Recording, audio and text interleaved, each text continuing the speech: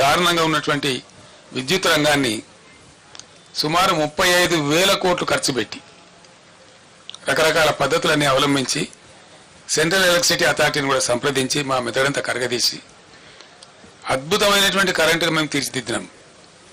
భారతదేశంలో అన్ని రంగాలకు 24 గంటలు ఒక సెకండ్ కూడా కరెంటు పోకుండా ఏర్పాటు చేసినటువంటి ఘనత మా ప్రభుత్వానికి. అది మీరందరూ అనుభవించినారు, మీరందరూ చూసినారు. ఆనాడు కరెంటు పోతే వార్త, ఇవాళ కరెంటు ఉంటే వార్త అనే కాడికి వచ్చింది. ఇది ఎందుకు వస్తుందండి నాకు అర్థం కాదు. ఒక సెటిల్డ్ సిస్టమ్, విద్యుత్ అనేది చిన్న విషయం కాదు కదా, నోటి మాటలు కాదు కదా, కట్టుకథలు పిట్టకథలు కాదు కదా, ఒక అద్భుతమైన వ్యవస్థ. దాన్ని తీర్చిదిద్ది 7.5-8 ఏళ్ళు అద్భుతంగా మేము మొత్తం ప్రజలకు సరఫరా చేసినాం. కమర్షియల్ కావచ్చు, డొమెస్టిక్ కావచ్చు, అగ్రికల్చర్ కావచ్చు, ఇండస్ట్రీ కావచ్చు, ఐటీ కావచ్చు, ఇంకా మరే ఇతర రంగమైన కావచ్చు, అందరికి కూడా ప్రజలందరికీ కూడా 24/7 పవర్ అద్భుతంగా సప్లై చేసిన ఒకే ఒక్క రాష్ట్రం భారతదేశంలో తెలంగాణ, అగ్రగామి రాష్ట్రం. మరి ఆ రాష్ట్రానికి ఏం చెదలు పట్టింది? అలా 100 రోజులలో ఇంత అస్తవ్యస్తమైంది. దీని ఉన్న తమాషా ఏంది? కొత్తగా నడిపించేది ఏం లేదు, కొత్తగా మొదలు మోసేది లేదు, కట్టెలు కొట్టేది లేదు, కొత్తగా పెద్ద గడపడలు పట్టి తవ్వేది లేదు. ఉన్న వ్యవస్థ ఉన్నట్టు జరిగించలేని అసమర్థత ఏంది, అశక్తత ఏంది? కట్టిన ఇల్లు పెట్టిపోయి కదా, దాన్ని నడిపించే తెలివి కూడా లేకపోతే ఎట్లా? అంటే మనకు స్పష్టంగా దీన్ని బట్టి అర్థమవుతున్నది ఏంటంటే, ఇప్పుడున్నటువంటి రాష్ట్రాన్ని పరిపాలిస్తున్నటువంటి పార్టీ ప్రభుత్వం యొక్క అసమర్థత, అవివేకం, తెలివి తక్కువతనం, అవగాహన రాహిత్యం, దేన్ని ఎట్లా వాడాలనో తెలియనటువంటి ఒక అర్భకత్వం మనకు స్పష్టంగా కనపడతా ఉంది. ఉన్న కరెంటును వాడుకోవడం తెలివి లేదు, ఉన్న మిషన్ భగీరథ వాడుకునే తెలివి లేదు. అద్భుతంగా వచ్చినటువంటి హైదరాబాద్ నీళ్లు మళ్ళా ఇలా వాటర్ బిల్స్ వస్తూ ఉన్నాయి, ట్యాంకర్లు వ్యాపారం జరుగుతూ ఉంది, కొనలేక జనం చేస్తూ ఉన్నారు. మళ్ళా జనరేటర్లు, ఇన్వర్టర్లు, కన్వర్టర్లు వస్తూ ఉన్నాయి, మళ్ళా స్టెబిలైజర్లు కొనుక్కునే పరిస్థితి వస్తూ ఉంది. మీ అందరి ఇన్ఫర్మేషన్ కోసం నేను ఒక మాట చెప్తా ఉన్నా. హైదరాబాద్కు పెట్టుబడులు ఐటీ రంగంలో, ఇండస్ట్రీలో అద్భుతంగా వస్తున్న తర్వాత హైదరాబాద్ను పవర్ ఐలాండ్ సిటీగా మార్చినాం మేము. ఎటువంటి పరిస్థితి వచ్చిందంటే ఐటీ కంపెనీ వాళ్ళు, పెద్ద పెద్ద వాళ్ళు, చాలా పెద్దవాళ్ళు, ఇంటర్నేషనల్ దిగ్గజాలు, న్యూయార్క్లో పోతుంది పవరు, లండన్లో పోతుంది, కానీ హైదరాబాద్లో పోదురా అనే స్థితి తెచ్చినాం. అది మీకు నేను బట్టి స్టోరీ లాగా చెప్తలేను.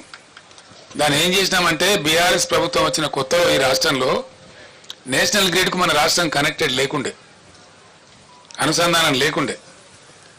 ఒక 5-6 లైన్స్, వార్దా డిచ్పల్లి కావచ్చు, వరంగల్ వరోరా కావచ్చు, అంగుల్ పలాస కావచ్చు, PGCIL power grid corporation of India limited ఎంబడి నేనే పడి, నేనే చేసి రాత్రింబవళ్ళు వాళ్ళతోని కొట్టాడ పెట్టుకొని ఈ 3 లైన్లు కల్పించినాం.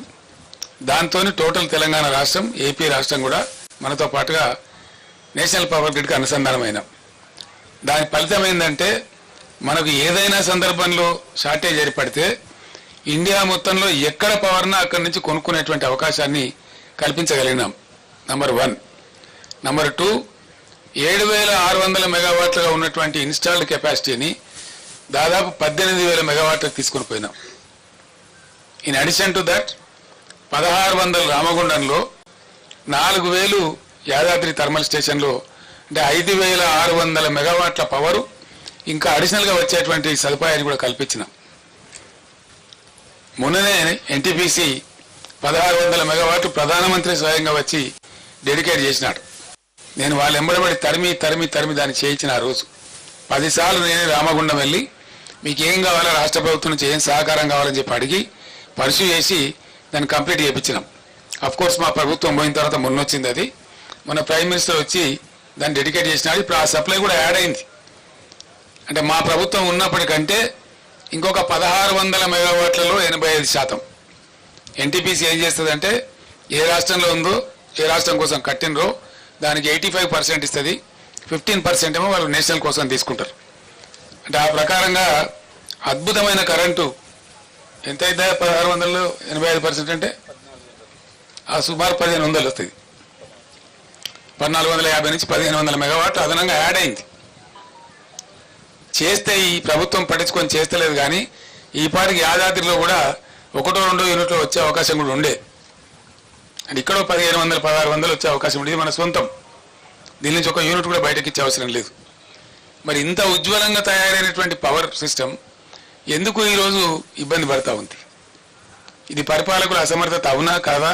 దయచేసి మీరే ఆలోచన చేయాలి. ఇది పని చెయ్యలేనటువంటి, పని చేతగానటువంటి ఒక అసమర్థ ప్రభుత్వ విధానం అనుకోవన్నా దీన్ని ఏ విధంగా అర్థం చేసుకోవాలా? లేదు అంటే మనకు దరిద్రం ఉందంటే అర్థం చేసుకోవచ్చు. ఉండి దరిద్రం ఎందుకండి? ఏం కారణం చేత? ఇంకొకటి మనకు తర్వాతనండి, అంత గుర్తించడం అవసరం లేదు రాహుల్, చెప్తాం, నో ప్రాబ్లం. ఇంత అద్భుతమైన పవర్ సిస్టమ్ ఎందుకు ఫెయిల్ అవుతా ఉంది రాష్ట్రంలో? 7 ఏళ్ళు నడిచినటువంటి సిస్టమ్, 7 years అద్భుతంగా అందరికీ అందుబాటులో ఉన్న కరెంటు స్విచ్ ఆఫ్ చేసినట్టుగా ఎందుకు మాయమైంది? దీనికి ఎవరు సమాధానం చెప్పాలా? ఎవరు బాధ్యత తీసుకోవాలా? ఈ క్రాస్ టాక్ కాదండి రాహుల్ గారు. You question your own heart. What is wrong with the system?